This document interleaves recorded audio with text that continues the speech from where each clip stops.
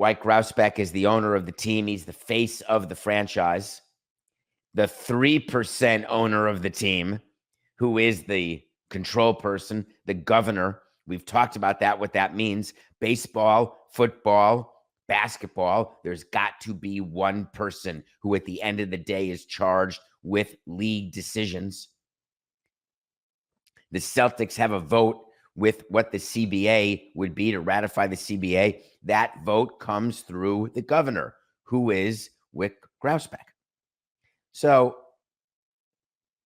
he and his father are partners. His father actually owns the largest single percentage of the team, like 20%. Doesn't make Wick a Nepo baby. It means that is a very common thing that fathers and sons and daughters work together.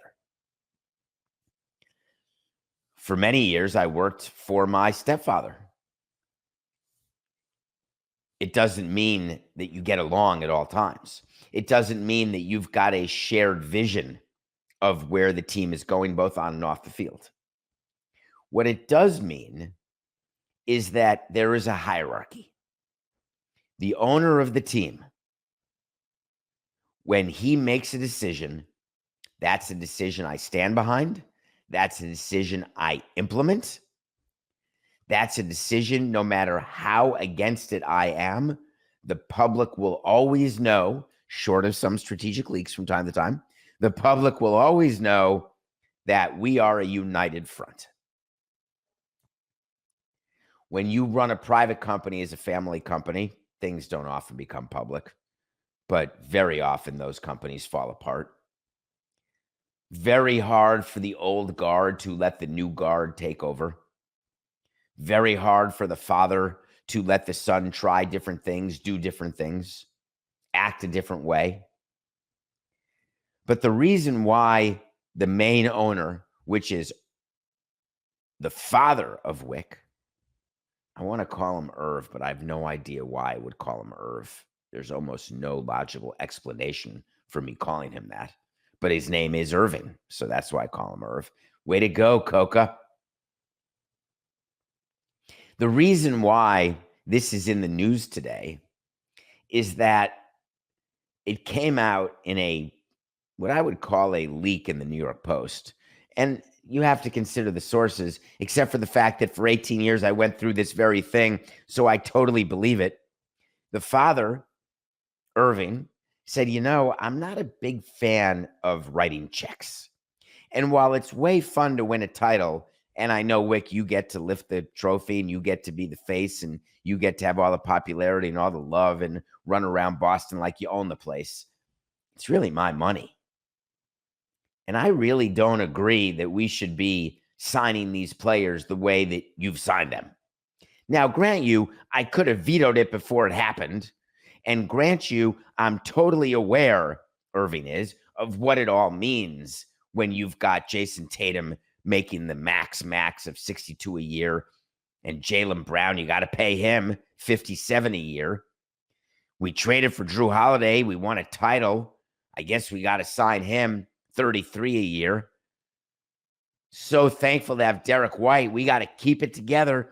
If we're going to be a dynasty, we've got to keep it together. We'll give him $29 million a year. And before you know it, Adam Silver's salary cap and Adam Silver's penalties for going over the salary cap in the form of luxury tax payments, before you know it, the Celtics are in record territory. The Boston Celtics will have a total payroll of about $500 million next season. Can you please focus on that number?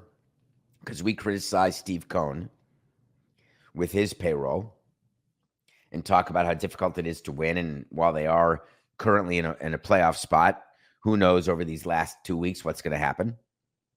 You look at the Dodgers, you look at the Yankees, look at any other team, and you see a $500 million payroll anywhere? No, you don't. Now, part of the 500 is that there's going to be over $250 million in a luxury tax payment. That is money that is given to the league. That's like a tax. And remember, when you're over the luxury tax, which is where the Celtics are, when you're over every apron of the luxury tax, which is where the Celtics are, at certain points, having players, you're literally paying double what you're paying to the player in tax. So if you're paying a player $5 million, you've got to pay $5 million in tax, therefore making him a $10 million player. And you rarely get a $10 million player for $5. So the player is likely a $5 million player, but you're paying 10 for him. Guess what? That's the quickest way not to win and to go bankrupt. And this is not me saying that Wick's family is going bankrupt. This is me saying that dad called son and said, dude, this is crazy. The largest tax bill ever was the Golden State Warriors last year, and they paid $176 million in luxury tax. 176. And they didn't make it out of the play-in tournament. You think the owner said, oh, this is the perfect plan. We're going to ride the dynasty out. Steph, while we got Steph, we got to keep trying. I mean, we're now in bonus territory. We've done so well. The value of the team is so good. I am more than happy to write current day checks just to see if we can make another run. That's one way to do it. Losing draft picks for going over the second apron, never smart, which is why teams avoid it like the plague. You don't want to lose picks. Grausbeck said, I don't want to lose that kind of money. Son, get rid of these players. Dad, I can't. I just signed them. Son, trade somebody. I'm not funding these types of losses in this tax bill. Dad, we're already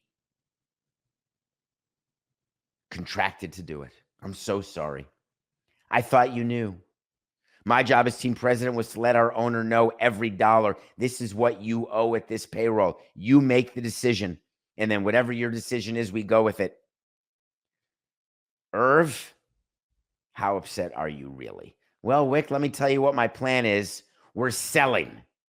Hold on. Wait a minute. Dad, this is what I do. This is my raison d'etre. You can't sell this team out from under me. All right, Wick, here's what we'll do. We'll do a step transaction. Is that okay with you, Adam Silver? No. The Timberwolves did it. It's still in court. It's a nightmare. Irv, if you sell, then Wick's gone. Well, that doesn't seem tenable because Wick doesn't want to leave, except do you know which side to take when you are in the middle of a political fight in your office? Which horse you're going to ride? We've all faced this. No matter where you work, there are internal politics. You better choose the right horse or you end up out of a job.